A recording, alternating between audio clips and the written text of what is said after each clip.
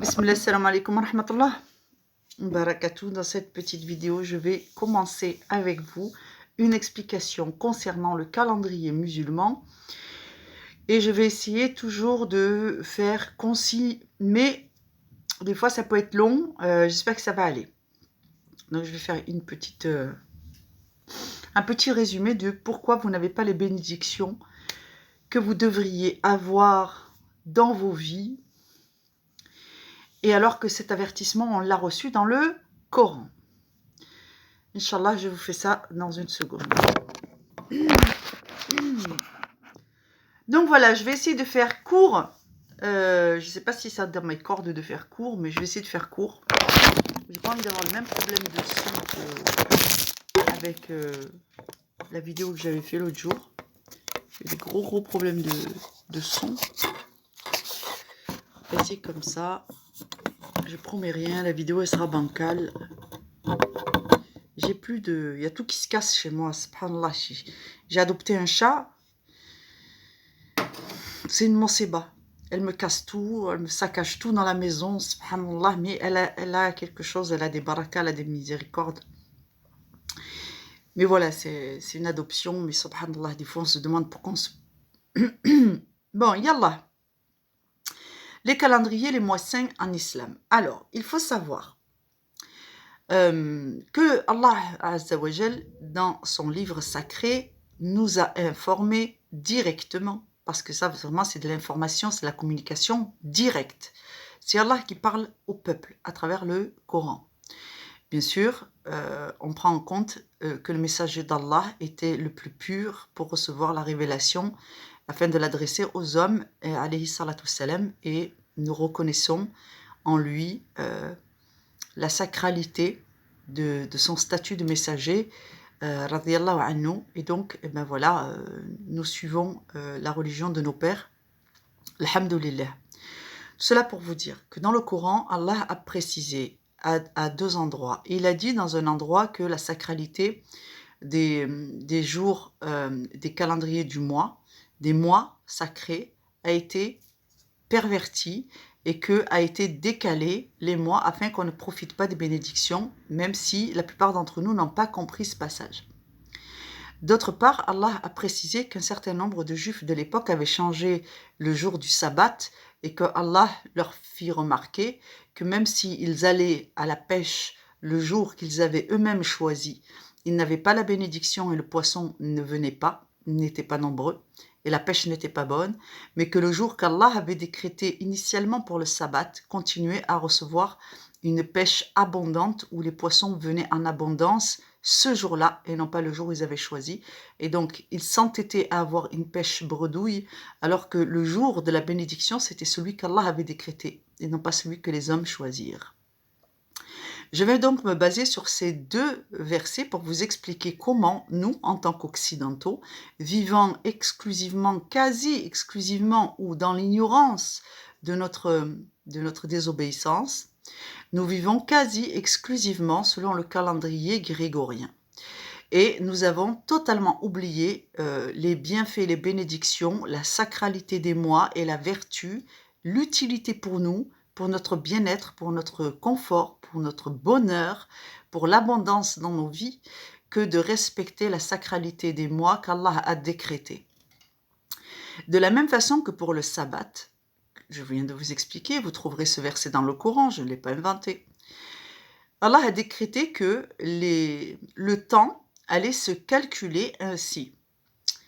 Le soleil sert de repère horaire au cours de la journée. La lune sert de repère spatial pour déterminer la durée d'un mois, la fin d'un mois et le début d'un nouveau mois. Donc, la lune, entre une lune pleine ou une lune noire et une autre lune noire, il y a un espace, d'accord? Et cet espace, c'est la durée du temps sur le mois, c'est-à-dire un espace, d'accord? Et le temps à lui-même, le temps, Allah a défini un petit espace-temps pour nous orienter. Donc ce petit espace-temps, c'est la lune qui définit l'espace dans lequel on va mesurer le temps. La lune définit l'espace, le mois, et le soleil, le temps. Donc, le lever du soleil, l'heure médiane, les heures de prière, les heures de coucher, et, Inch'Allah, jusqu'au lendemain matin, rebelote, le soleil détermine les heures. Donc, la lune détermine l'espace entre 2 mois, donc le mois, et le soleil détermine les heures. Ce qui fait que quand on prend en compte cette façon de mesurer le temps, nous avons des années plus courtes. Les mois ne dépassent pas 29 jours. Donc on a des mois de 28 à 29 jours, ce qui fait que les années sont plus courtes. Mais il y a un deuxième effet. C'est que les mois se décalent par rapport aux saisons. C'est-à-dire que là où nous savons que les saisons sont arrêtées, prenons un exemple, disons qu'en janvier, décembre, janvier et février, c'est l'hiver. Puisque le calendrier est décalé, il se peut que décembre, je vous donne un exemple sur le calendrier grégorien, c'est plus simple. Il se peut qu'un jour, décembre, ça tombe en plein printemps. Il se peut que le mois de décembre, si le mois de décembre était un mois musulman, il se peut que le mois de décembre tombe au printemps, ou en été, ou en automne, en fonction d'une année à l'autre, à cause de ce fameux décalage. Alors, comment faire? Donc, les Occidentaux, depuis très longtemps, ont décidé que c'était plus facile pour le commerce international, pour le voyage, pour l'organisation mondiale de l'horaire, et pour les actes commerciaux, les pactes commerciaux, qu'il fallait avoir un temps unilatéral de mesure qui leur facilite leurs affaires. Mais qu'en pense Allah? Allah a dit, si vous décalez les mois 5, vous ne les respectez pas, et que vous vous basez sur un calendrier païen, eh bien, il va se passer la même chose que pour le poisson du sabbat. C'est-à-dire que si Allah a décidé que ton mois de Rajab ou ton mois de Ramadan, prenons comme exemple Ramadan, que tout le monde connaît Ramadan, alhamdoulilah, alors, toutefois ce n'est pas un mois saint, d'accord? Donc prenons le mois de Rajab. Si le mois de Rajab, 2 mois plus tard c'est Ramadan, tombe en hiver, et que c'est un mois sacré, eh bien, figurez-vous que les bénédictions de la sacralité de ce mois vont tomber en hiver.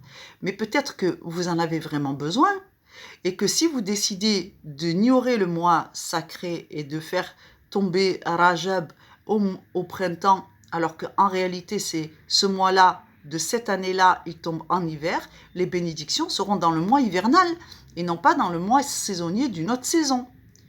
Donc, si vous décidez que Ramadan, ça tombe en janvier, alors que normalement, ça tombe en février, eh bien, vous n'aurez pas les bénédictions du mois de janvier, puisque vous avez fait votre Ramadan en février. Donc, ça n'a absolument aucun intérêt, ça vous fait perdre la miséricorde d'Allah, ça vous fait perdre vos bénédictions et vous passez à côté de l'abondance qu'Allah avait prévue dans vos vies de pratiquants.